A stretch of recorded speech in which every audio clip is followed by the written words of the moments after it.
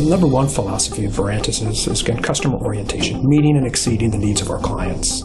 Our clients are going to get top-notch attention to detail, a focus on the engineering side, extremely well-designed and well-thought-out systems, and then well-executed projects to deliver their fan or their scrubbing system on time and to a very high standard of quality and performance. We're willing to do anything a customer wants. I think most other fan companies, you get what they build. What we're able to do is actually provide a more focused and a more specific type of engineering expertise that they may not have in-house. And that's probably one of the best things that we can do. The Verantis Tellerette packing is one of the best packings on the market right now. It's got a high throughput velocity as well as low pressure drop, which makes it ideal for scrubbing solutions. Verantis scrubber systems help businesses control their environment by achieving the necessary environmental and safety regulation requirements, removing the noxious gases and particulate or whatever the application may require. We are offering a carbon fiber product that is brand spanking new. Going to be offering a smart fan option, which is going to allow remote operation and monitoring of all of our fans. You won't actually have to be on site for them. In many cases, our clients needed someone there yesterday. To have a team of multiple people ready at the go, to hop on a plane, is a tremendous service that Verantis provides, and it's something that we look to build on going forward. Some of the best qualities of the team here at Verantis is just that we all get along so well. We care about each other and we care about doing the best we can for our customers. We've gone to Indians games, we've gone go-karting, we've sat in here and played cards. We truly treat everybody like a person, like an individual in the company. We want those people to grow professionally and personally. Clients tend to stay with Verantis because they're happy with the equipment and how it performs over the years. Clients stay with Verantis for the long haul. They want a solutions provider that can help them for years and years to come.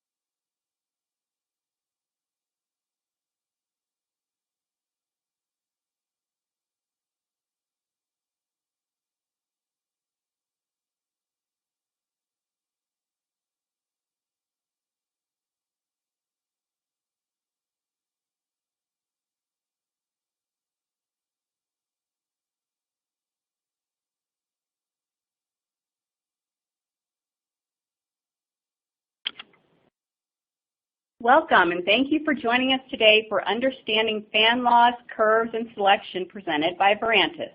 My name is Mary Rusnak. I'm the Marketing Director for Verantis, and with me today is Evan Myers, our Project Engineer for the Fan Division.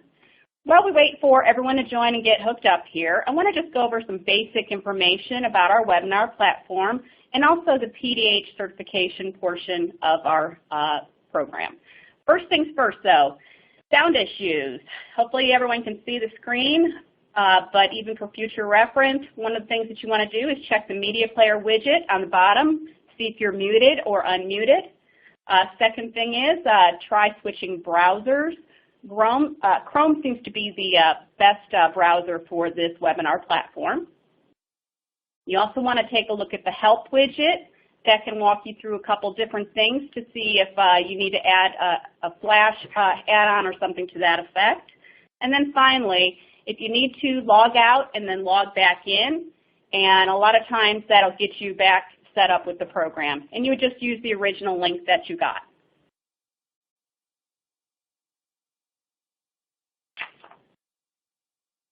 So our webinar platform is completely interactive. All of the windows can be minimized, maximized, or resized to fit whatever screen that you're using. A recorded version of this webinar will be available later on demand, and all of that activity remains. For the Q&A portion, feel free to submit your questions at any time, but to keep ourselves on track, we're going to keep those until the end of the presentation. If we don't get to your question here live, don't worry about it. We will get in touch with you later. If you take a look at the resource list that's there on the right-hand side of your screen, All of the things that are there are available for viewing and printing at all times, regardless of if you're live or if you come back later on demand. You will also see that there are links to our LinkedIn, Facebook, and YouTube page. We post all of our events on all of these avenues, so at any point in time, if you need to get in touch with us and get a view of our upcoming events, you can take a look there, so feel free to follow us.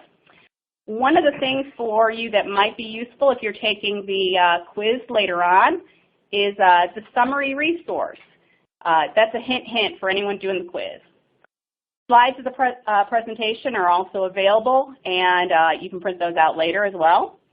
And then there's also a little link there for basically telling you what states we're able to certify for the PDH portion. Right now we're able to provide credits for 37 states. Along the bottom, if you take a look, those little things are widgets. If you hover over them, they will actually show you what they are. So feel free to share this via social, email me direct if you have any questions. But probably the most important for anyone here for the PDH portion are the last two, which is the test and tracker widget. So the test widget is where you're going to actually take the quiz, and the tracker widget is going to tell you if you've completed everything that you need to for the certification for the CEU credits. Finally, when you are done and you've completed everything, go back to that tracker widget, and that's where you'll actually be able to print out your certificate.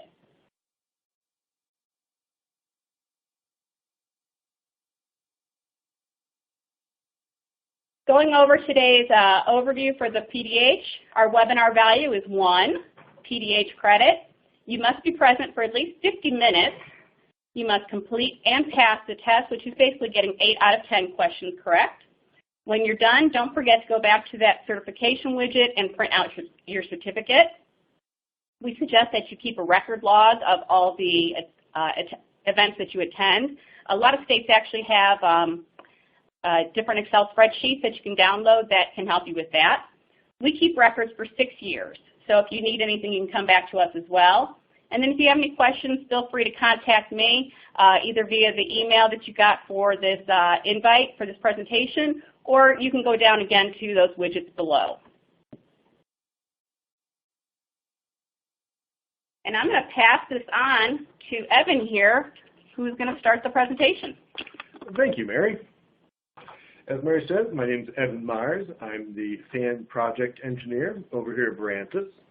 And before we get into the meat of the presentation, I just want to go over 2 quick things. The first is, in this presentation, unless specifically called out, we're going to consider air density to be the standard 0.075 pounds per cubic foot.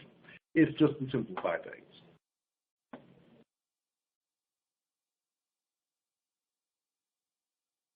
I'd also like to go over a few abbreviations that I'm going to use a lot in this presentation. They are CFM, which is cubic feet per minute of air. It's a measure of airflow rate through the fan that we use. Next one is SP, or static pressure. It's simply the measure of the pressure differential across the fan from the inlet to the outlet. BHP is brake horsepower. We're using it as the amount of power delivered by the fan shaft necessary to run the fan. And finally, SE, or static efficiency, is the power efficiency of the fan. And I'm going to go over all these in a little more detail later in the presentation, but this should be enough to get us started. And before we move too far into this, we're going to actually just start with a poll question just to get a feel for where everybody's at with some of the items that we're going to discuss today. So first poll question, how many of you are familiar with the fan laws? And we have a couple options for you, basically very familiar, A, somewhat familiar, B, and finally, what in the world are fan laws? And I'm going to pull up the screen where you can answer that question now. So again, A, B, or C, and I'll give you guys a couple seconds here to complete.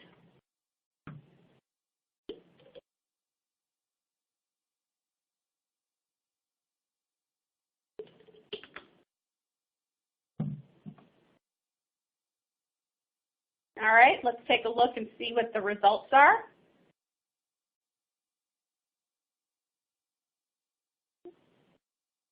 And Majority of you are somewhat familiar with about 75%, and then we have about 22% of you that are very familiar, and then we have a few that this is going to be something new for them. So hopefully there's enough variety in this presentation that we're going to satisfy all levels here.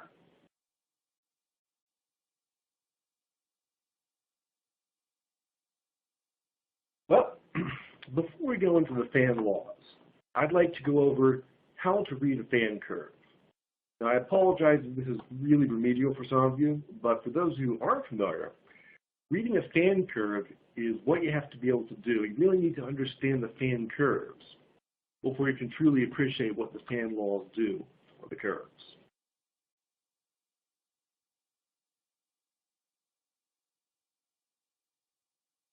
So as you can see, there's a lot going on the fan curve. Here's one of the fan curves from our own sizer program. As you can see, we have 3 different axes, we have 4 curves on it, and just to kind of give you a nice summary of it, first off, our x-axis, that is CFM. That's the flow rate of the fan. Over on the right side, we have one y-axis. On the left side, we have another. Well, the left y-axis is our static pressure graph. And this is all in inches of water column. On the right side, we have brake horsepower graphed on the same chart as stack efficiency. One thing to be aware of, though, is that while brake horsepower is just done in units of brake horsepower, so the 1 is 1 horsepower, 2 is 2 horsepower, the stack efficiency is actually in units of tens here. So 1 would actually be 10% to 20% and so on and so on. The 4 curves are the yellow curve, which is the system curve, pressure, which is, well, measures the stack pressure across the fan, the power, which is the amount of power you have to put into the fan to run it, and finally we have the stack efficiency of the fan.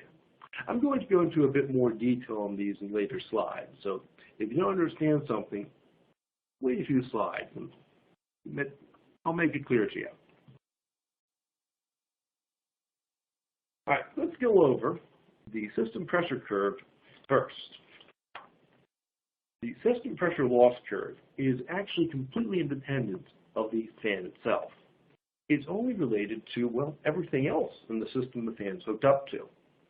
And it takes into account all the frictional losses due to friction of the air against duct walls and such, and any dynamic losses within the system, where dynamic losses are, of course, pressure loss due to changes in velocity or direction or lag in flow development. For example, if you come to an elbow in the flow, that's going to cause some dynamic loss. Now, it's important to note that this is completely separate from the actual fan. Fan has nothing to do with this. This is everything in the system but the fan. Now, looking at the curve, you can see that the more airflow you put through it, the more static pressure you need to achieve that airflow. Furthermore, if, say, your system has a damper or some other similar item, and you close the damper, thereby increasing the resistance on the system, it's going to move the fan curve to the left. Conversely, if you open the damper, it'll decrease the system resistance and move it to the right. So, in general, that is our system pressure loss curve. Next up, we have the fan pressure curve. Now, the fan pressure curve here is at 1,000 RPM for, let's just say, a generic fan. And one important thing to note, and I apologize if I repeat this several times because it's a really important point, this pressure curve only applies to a single fan RPM of a single fan. If you change the RPM or the geometry of the fan, you're going to need a different fan curve. Anyway, though, this, as I mentioned earlier, matches the stack pressure across the fan to the airflow through the fan. What the curve tells us is that the higher the static pressure that your fan is producing, the less CFM it's producing. Conversely, The more CFM that you want to get out of your fan, the less static pressure your fan is going to produce. It's a range of points that the fan can produce at a given RPM. But to find out where the fan is actually running on this curve, we'll go to our next slide. The system curve and the fan pressure curve come together at a single point, and that is the point that the fan is running at. What we can tell from this is that if you have a more resistant system, that little point is going to be more to the left on the curves. If it's more to the right, it's going to be more, well, you're going to have a less resistant system. The way you read this, also, in case you're unfamiliar with this, is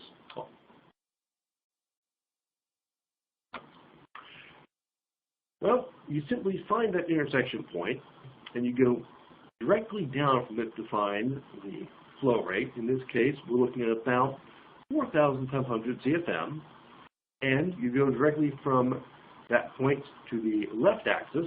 In this case, about 2.5 into the water column, and that gives you your static pressure.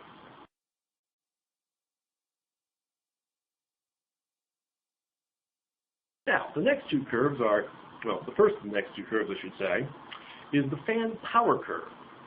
Much like the fan static pressure curve, it is also only applicable at a single RPM for a single fan geometry. And it's pretty much very similar to the last curve, only instead of relating flow rate to static pressure, it gives you flow rate to the brake horsepower necessary to run the fan. And as you can see, even if your fan is running at a single RPM, the horsepower requirement will vary depending on the throughput through the fan.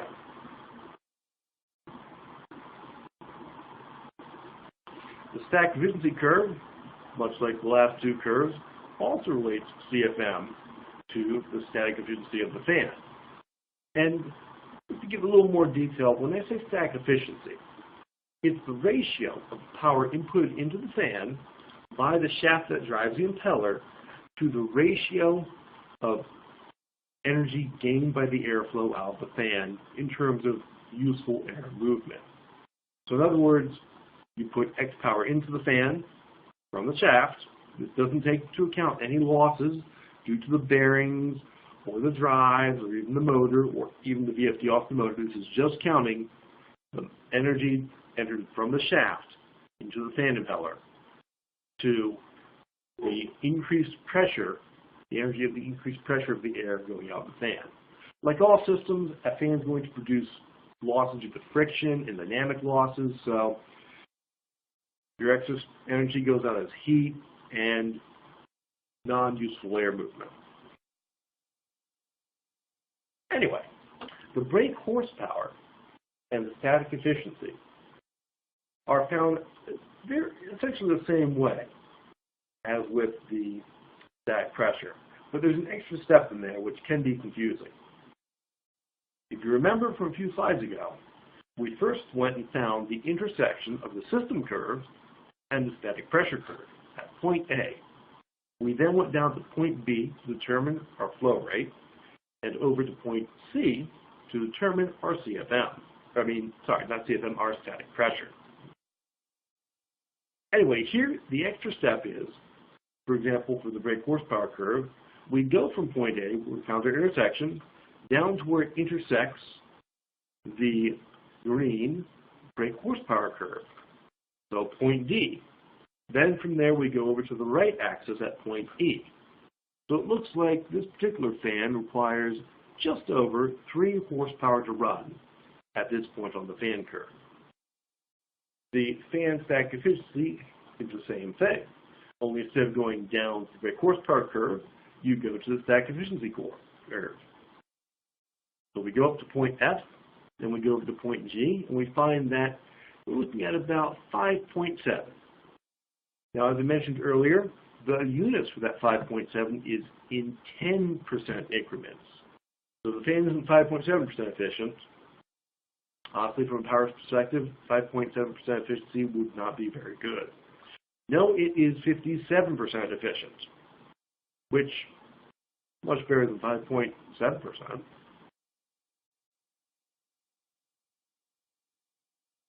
annual. So as I noted earlier, each fan curve, each set of fan curves is specific to a specific fan RPM of a specific fan model. So while the system curve, I'm not including the system curve in this, mind you, that's dependent on the system. The other three curves are unique. So you take a fan model and you have specific RPM, they apply to that. You change the RPM, you get a different set of fan curves. If you change the geometry of your fan, you get a different set of fan curves.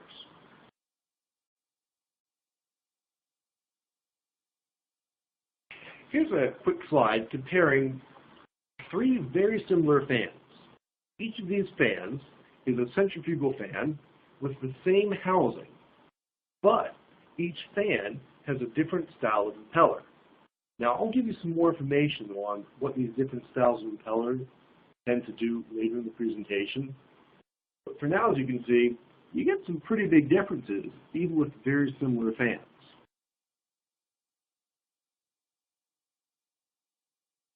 Okay, so we're going to make you work here for a couple slides and see if you got something hopefully out of the introduction of these curves. And just a heads up, the next slide that I move forward is where you can answer the question itself, but I want to give you guys a chance to take a look at this first. So poll question, what is the flow rate with this chart that is available? 5,000 CFM, 4,000 CFM, or 6,000 CFM? I'm going to give you a minute here, maybe not a minute, but I'll give you a little bit of time here to take a look at the chart diagram, and we'll let you answer the question in the next slide.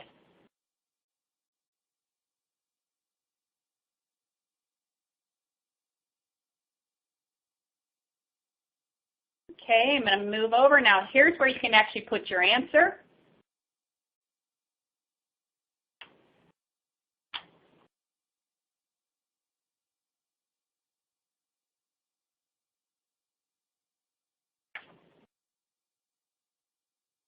All right, and let's take a look. Majority of you said that C was the answer. We have a few here that were at 4,000, and nobody picked the 5,000, so let's see if you were right.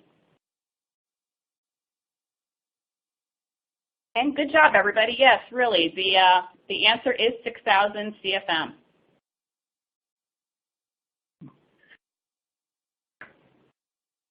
Okay, so we have another one. Told you we were going to keep you busy here. So same thing, you'll be able to put your answers on the next slide. What is the static pressure? 3.9 inches, 3.5 inches, or 0.3 inches, or none of the above? Again, I'm going to give you here a little bit of time to take a look, and then we'll move you on to the next slide where you can put your answer.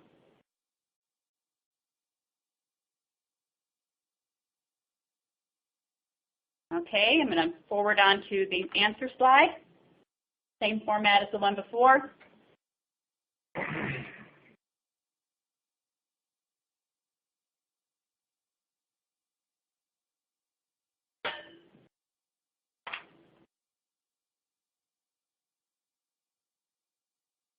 All right. And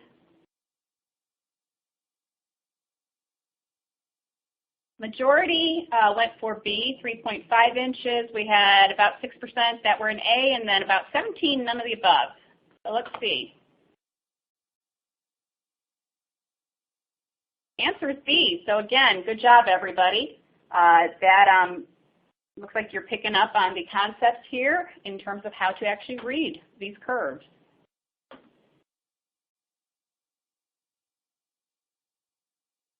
All right. I'm going to take over the presentation again from Mary.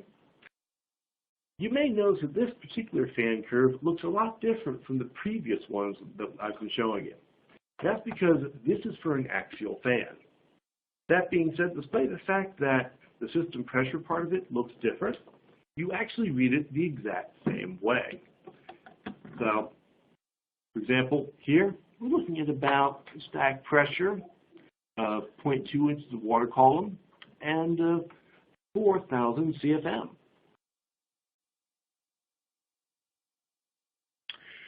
Now that we've gone over the fan laws, let's go over what makes them tick, how they work, and how we come up with these actual curves.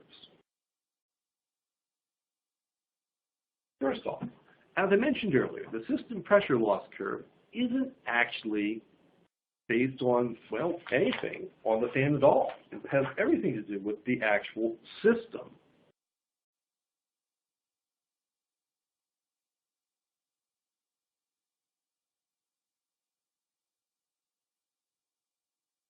The fan stack efficiency curve, on the other hand, is calculated.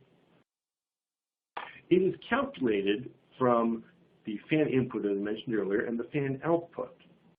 Typically, the equation is going to be stack efficiency equals a constant, and that constant is going to depend on the units that you put in there, times the flow rate times the stack pressure divided by the brake horsepower.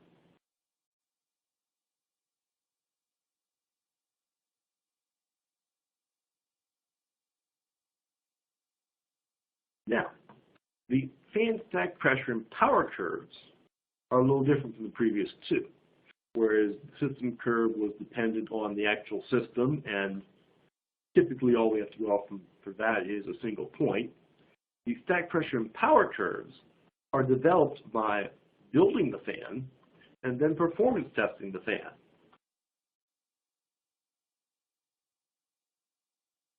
Here's an example. We take a Verantis CLMR-20 fan, and we've tested it. We took 16 points of both CFM, stack pressure and brake horsepower, we graphed them and then did curves to them. And voila, we have fan curves.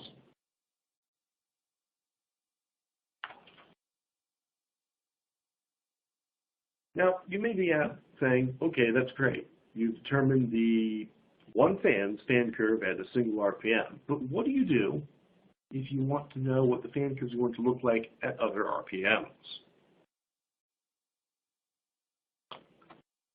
Well, the fan curves are fortunately expandable to every other RPM by using the fan laws.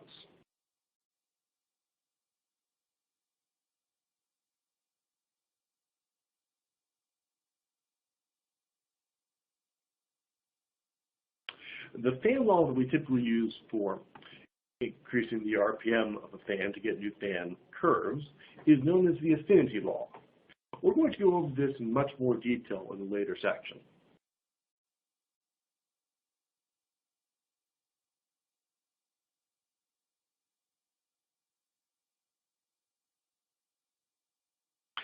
To give an example of what the fan curves look like when you apply the laws to them, I have two sets of power and brake horsepower curve here.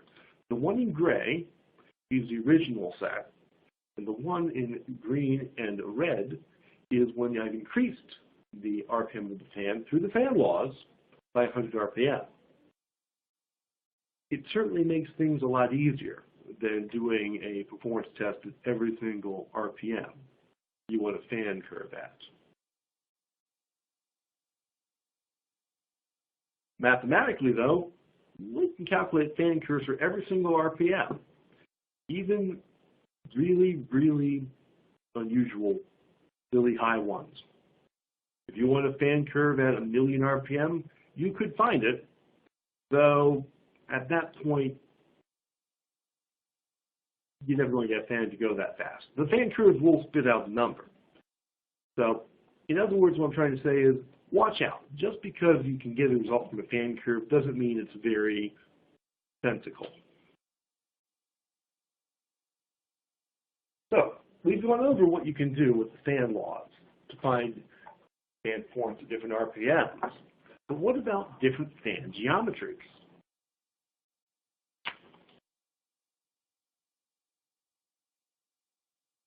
Well, unfortunately, a fan curve is generally not applicable for multiple geometries of fan. And I'm going to use the word fan model and fan geometry here fairly interchangeably. What I mean is a fan model has a unique set of geometry that is different from another fan. Now, there is one useful case where you can use the same fan curve for different models of fan. And this is the case where the two models of fan are geometrically similar. And what I mean by that is, if one fan is a proportionally larger or smaller version of another fan, you can use the fan laws to calculate what its performance is going to be.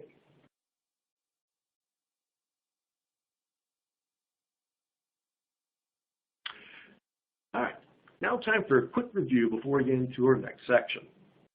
The system curve is based on the system that the fan is attached to. Now, I realize I may have glossed over this a little bit early in the presentation, but I want to draw attention to it now. The fan curve is typically unknown to the fan manufacturer, but all you need to generate an approximate system curve is a single point typically provided by the fan purchaser as, hey, I need a fan that can give me, say, 500 CFM at 8 inches of water column. From there, the rest of the curve can be generated based on the assumption that as you increase the CFM, the stack pressure increases proportionally to its square. The pressure curve and power curve in red and green are based on experimental data and then can be modified with the fan curve law, the fan laws, in order to get you whatever sort of size fan or fan RPM that you're looking for. And finally, the efficiency curve is calculated from the other two curves, specifically the pressure curve and the brake horsepower curve. So now for the part that I'm sure you've all been waiting for, fan laws, which is the foundation of fan selection and saves a lot of time in fan design.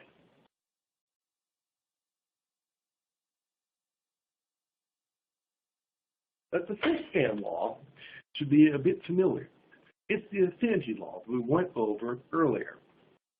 It tells you what happens if you change the RPM of a fan. As you can see from the list of fan laws there, it tells us that when you change the RPM of a fan, the flow rate of a fan is going to increase proportionally to the change in the RPM. It also tells us that if you increase the RPM of the fan, the static pressure of the fan is going to change proportional to the square of the ratio of the RPMs.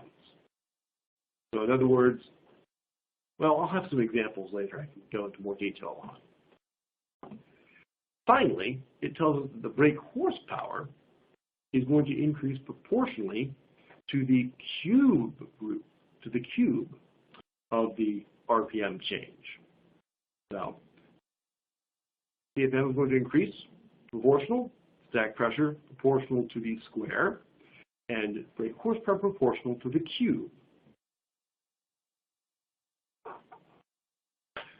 So let's do a quick example to try and better explain this. Let's say I have a fan.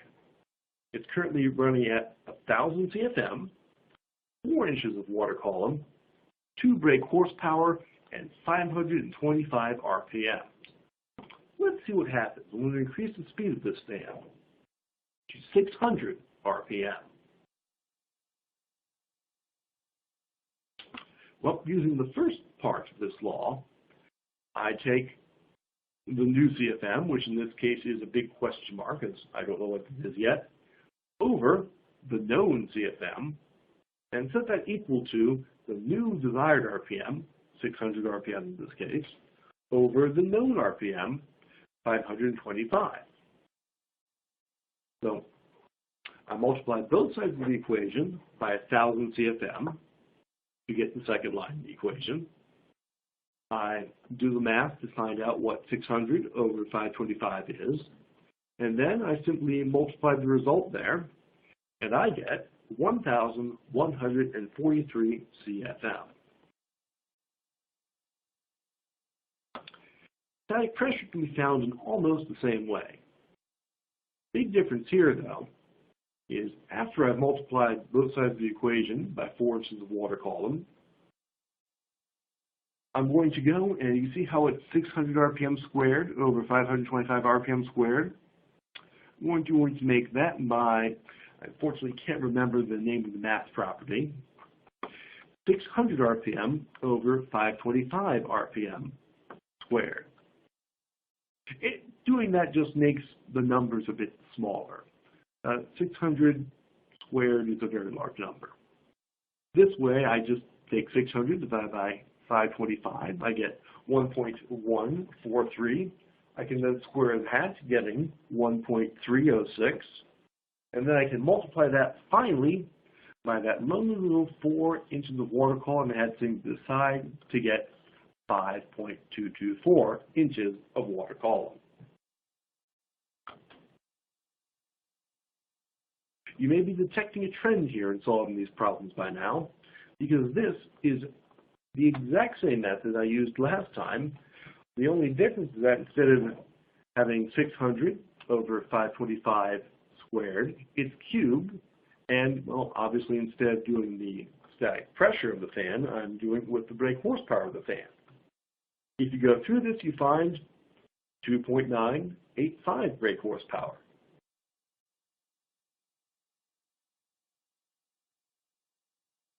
Now, here's one of the few places in this presentation that I'm going to bring up density. There is a fan law that can tell you what happens when you modify the density of the airstream going through the fan. This is something that can be very useful for when you want to make sure your equipment has enough power in the motor to do a cold start, say before you start heating up the airstream, and thereby decreasing its density. The important thing to notice here is that if you know the CFM at a current rate, you know that the new CFM divided by the known CFM is going to equal to 1. What that means is you can change the density all you want, but if that's the only variable you're changing, your CFM, your flow rate, is going to be the same. It also tells us that stack pressure is going to be proportional to the change in density, and that brake horsepower is also proportional to the change in density.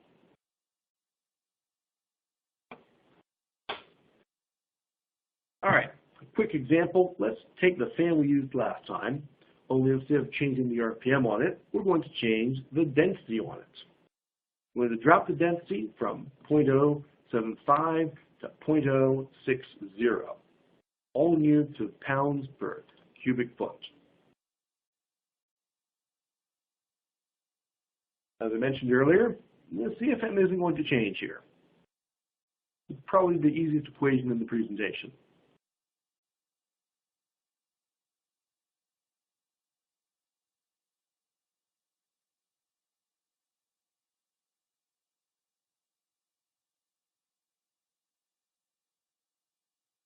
Static pressure, on the other hand, is going to resemble what we did a lot for the last example. We plug the values we know in the equation. We put a big question mark for the new static pressure, which we don't know. And then we go through the algebra of solving the equation to get 3.24 inches of water column.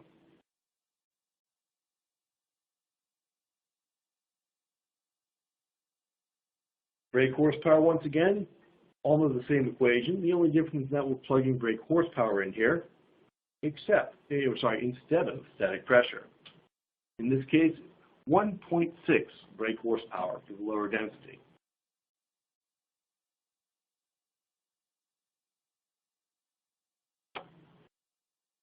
Now, remember earlier in the presentation when I told you that there was a fan law for scaling fans up. Well, here it is. This tells you what happens if you keep your RPM and density constant and increase the size of the fan. Now, we're using the term OD here as a measure of the fan's impeller, but bear in mind, this is for increasing the entire fan proportionally. So your big fan and your small fan will have the same ratio of dimensions to each other.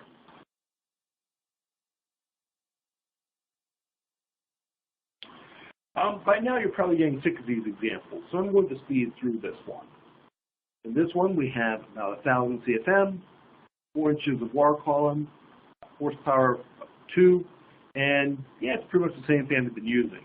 But I'm defining its impeller outer diameter as 20 inches, and I'm going to show you real quick what happens when you increase it to 25 inches.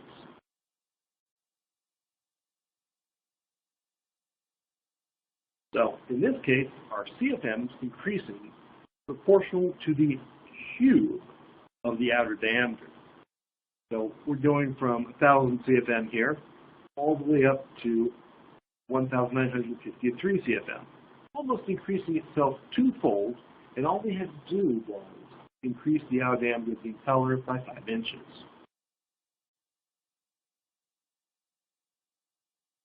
Stack pressure increases proportionally to the square of the outer diameter. Here you can see our 4 inches of water column is turning into 6.25 inches of water column.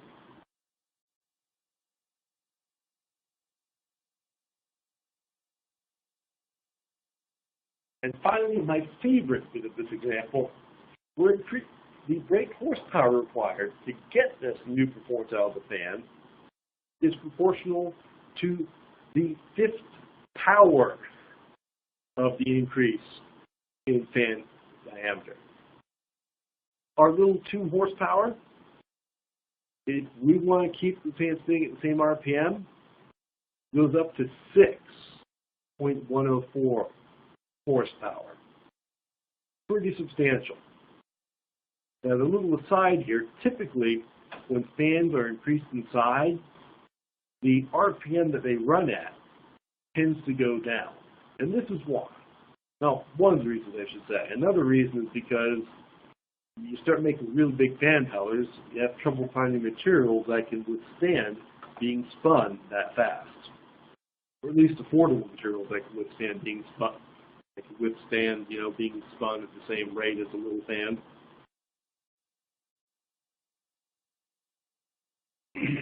Now, the fan laws I've shown you so far are not the only ways to express fan laws. There are also versions of this that swap out the independent variables of outer diameter, RPM, and density with outer diameter pressure and density, or even outer diameter flow rate and density. So in other words, you can swap out the RPM value for pressure and modify pressure or modify flow rate. Typically, the ones I use are the first that I showed you, but there can be instances where using these other versions of the laws can be useful. I'm sure that the exact laws for these other options are outside the scope of this presentation, though. Excuse me. Now, I want to go over one more fan law here, and this one's a little different. This is a non-proportional fan law. Up until now, whatever we did to the fan involved keeping the geometry either the same or increasing it proportionally. This particular fan law involves changing the width of the impeller, which is how wide or thick it is, without changing the diameter of the impeller, or indeed anything else about the fan. So, you can see here that as you increase the width of the impeller, you proportionally increase the throughput of the fan, CFM. But increasing the impeller width doesn't do anything to the stack pressure. Also, it proportionally increases the power necessary to run the fan proportionally to the width increase. There are some other non-proportional fan laws too, but I wanted to include this one in here because it's a nice, easy one. So with all these fan laws, I can give you 2 general rules of thumb if you're looking to modify a fan's performance. If you would like to increase your fan's static pressure, you want to increase the impeller tip speed.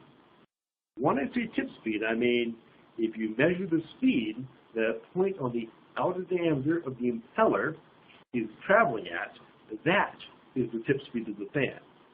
So it's just a matter of finding the RPM of the impeller diameter and doing a little bit of geometry. You can increase that anyway by increasing the RPM of the fan or just increasing the outer diameter of the fan. The fan flow rate, though, will increase when the swept volume of the impeller increases. And when I say swept volume, I mean it's essentially the open area in the impeller that moves the air. So if you have more area to move air, you move more air. Also, if you increase the RPM, you're going to move more air too. That's going to increase the swept volume. So it's kind of like the total volume moved by the fan impeller.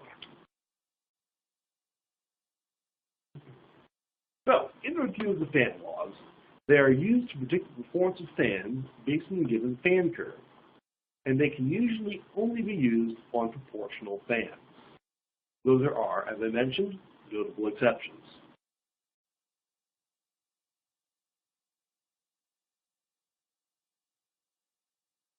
Now, to end the presentation, I want to go over briefly the different styles of fan impeller that you're going to see.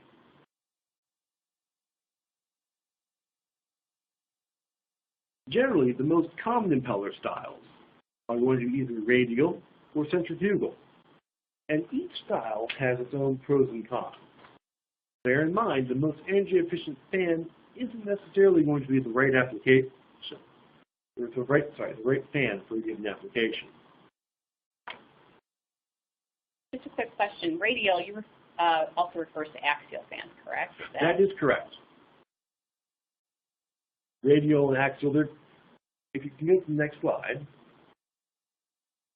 The radial fans include things like a plane propeller, even a jet turbine engine to a certain extent. They have radial fans on them. That's not entirely how they work, but I'll leave that for another presentation.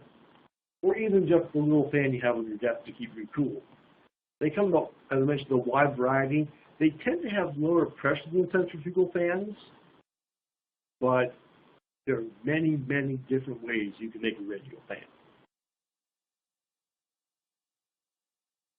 Remember this? This is a curve of radial fan one I showed you earlier. And I'd just like you to take a quick note of that little flat area in the center of the fan curve. Remember that. We're going to come back to that later.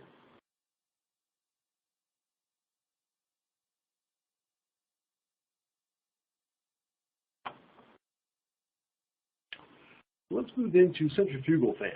These are typically the big blower units. There are several ways you can do the impellers for them.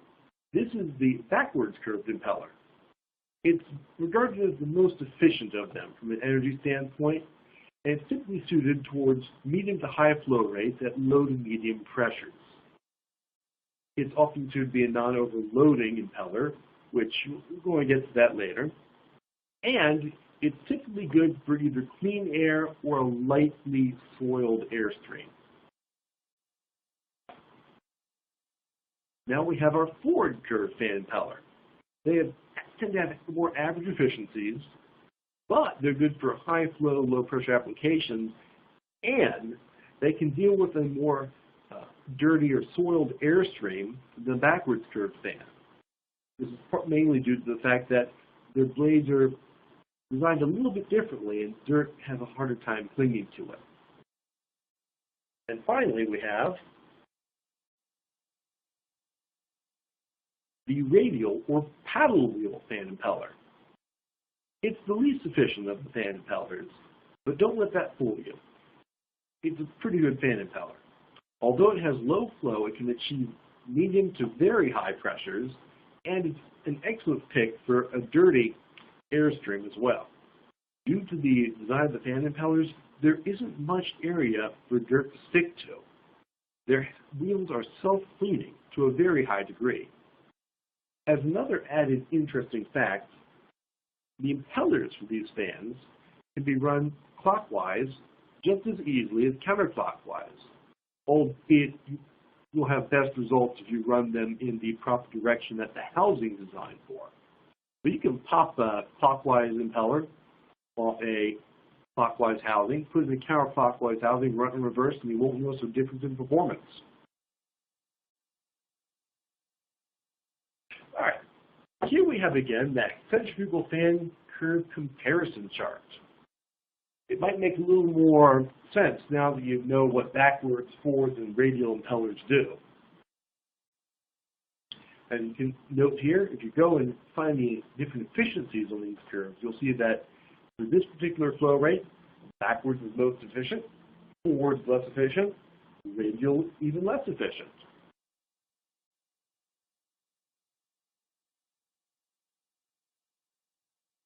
And just when you thought you were done with poll questions, we're not. So one more here, last one for the presentation. And again, next slide is going to give you the opportunity to put your answer. Very simply, which is the best pick for a dirty airstream of the impeller styles or that we were discussing here? Fan styles. Backwards, A, forwards, B, or the radial, C?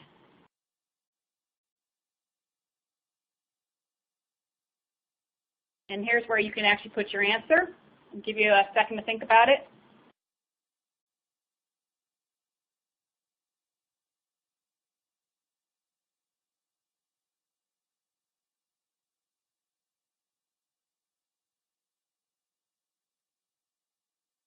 Okay, and just finish up your answers, and let's take a look and see what all of you think.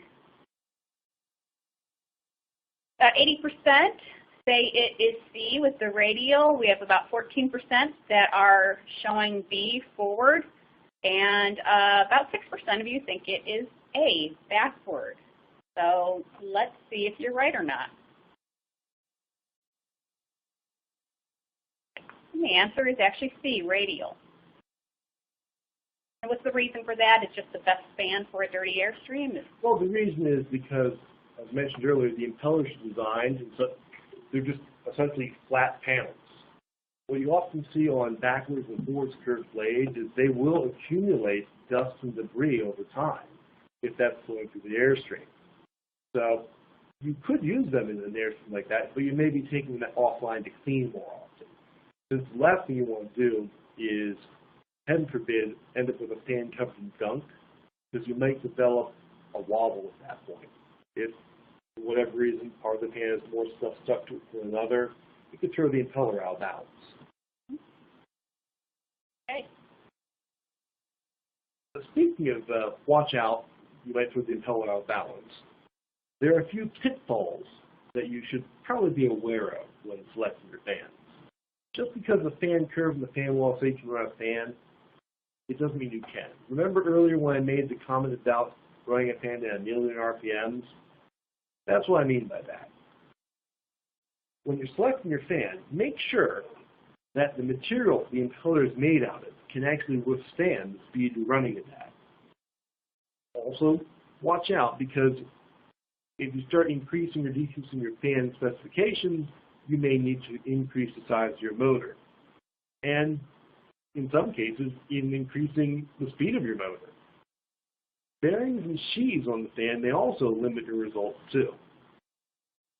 Another very important thing is that even if you have a fan that's non-overloading, and I'm going to get to that in a moment, you don't want to run the fan with the damper, with essentially the dampers closed or almost closed. A certain amount of airflow is necessary through the fan in order to keep the impeller from building up heat. On a normal operation, you'll never notice the impeller heating up. There's enough air going through it that the impeller is going to be about the same temperature as the airstream.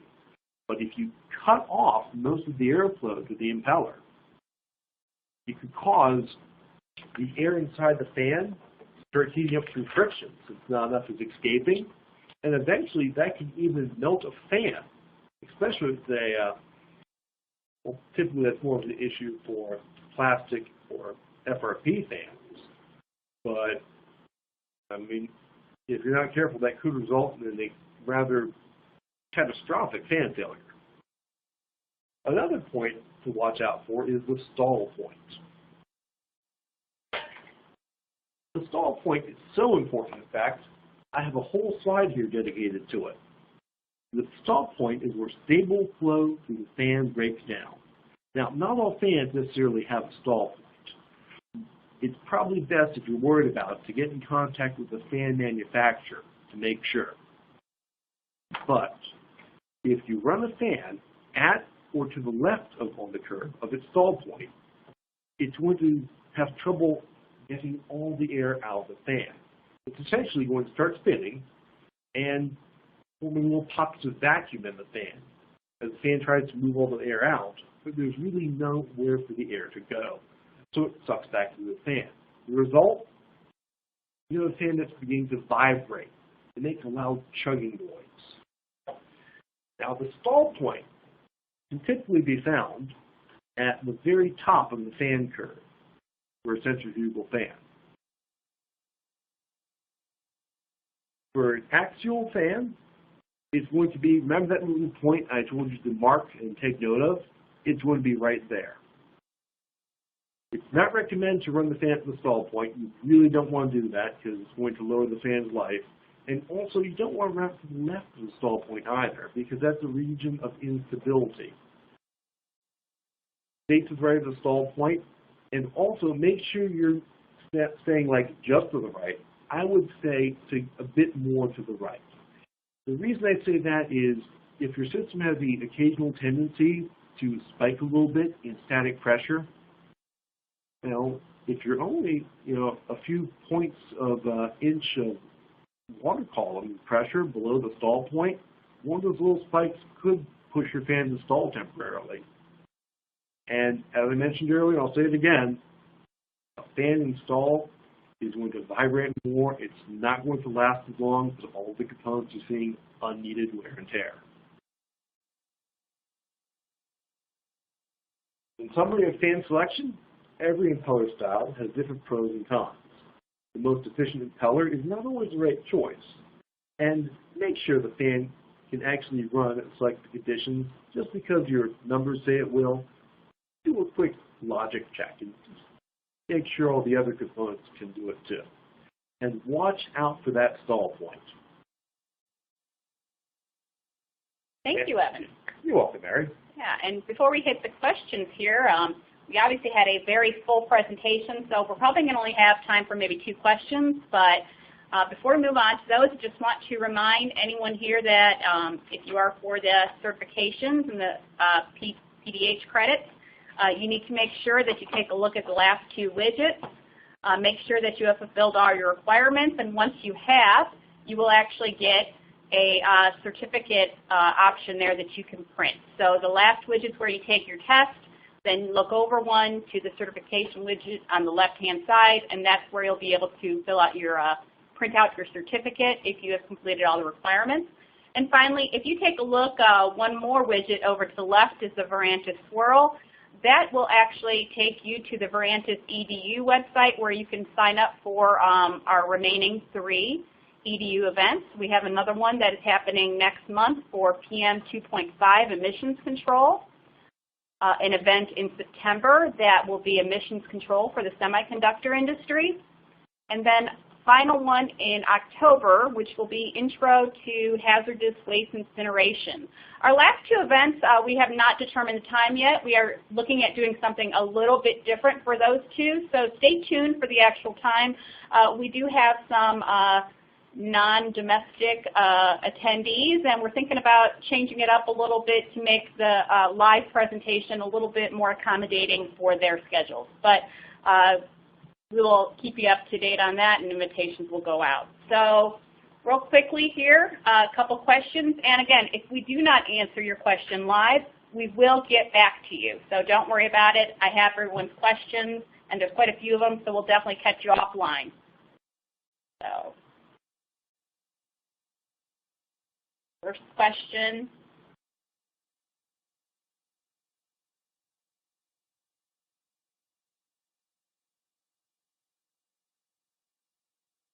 And unfortunately, it's super small. So how does using airfoil blades on a, I apparently say it wrong, but I say centrifugal fan, affect performance? It's probably one of those tomato kind of things. Centrifugal, centrifugal. I've been known to biscuit on stuff myself. Anyway, though, to answer the question, and that's a really good question. So I've seen it where you have typically backwards curved centrifugal fans. Instead of having a flat blade, which can be, bent in whatever direction. They actually have a shaped airfoil blade. These are typically run at higher speeds with other fans, and they have higher efficiency too. But that being said, I can't imagine that the airfoil blades are as cheap as the traditional fan blades. Anytime you're shaping the airfoil, it does get pretty expensive. Okay, and one more question. What about applications where you put a centrifugal impeller in an axial fan? Yeah, that can be done. So typically when we see that, it's when someone wants centrifugal fan type of performance, so typically like a higher static pressure, but they don't have room for a centrifugal blower. What you can do is you can actually pop the impeller off of an axial fan, put a centrifugal impeller on there, do a little bit of a modification to the housing so that it has a centrifugal fan style inlet cone, and it won't be quite as efficient as a true centrifugal fan. It won't have quite the performance of a true centrifugal fan. But it will get you higher static pressures than an axial fan would otherwise be able to do. Besides, it's kind of an odd niche application, and I love that weird stuff. So I'm biased. All right. Thank you again, Evan. You're welcome. Thank you all for attending. We are going to go quiet on the audio, but the actual web version, the online platform, will stay live for about another 25 minutes. That'll give everybody a chance to print out everything that they need and take the tests and print their certificates. But if at any point in time you need to come back, just follow the same links that you got, and you can basically get everything that you see in front of you is available with the on-demand version as well. Again, we thank you for attending and hope you have a fantastic day.